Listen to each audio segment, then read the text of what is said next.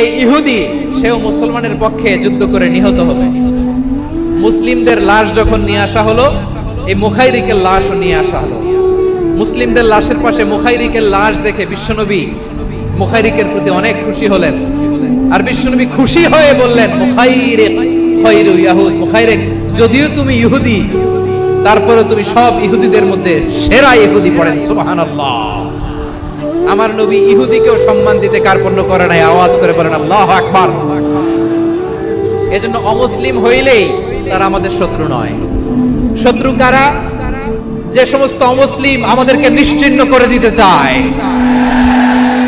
যে সমস্ত অমুসলিম আমাদের ভূখণ্ড থেকে আমাদেরকে তাড়িয়ে দিতে চায়, যে সমস্ত অমুসলিম আমার ধর্ম নিয়ে তুচ্ছতাচ্ছিল্য করে চিল্লায় বলেন ঠিক কিনা, তারা আমাদের শত্রু। সাধারণ অমুসলিমরা আমার শত্রু নয়। এই যে হিন্দুরা থাকে এরা আমার ভাই, বৌদ্ধরা আমার ভাই, খ্রিস্টানরা আমার ভাই, ইহুদিরা আমার ভাই, তারা দিনই ভাই নয়।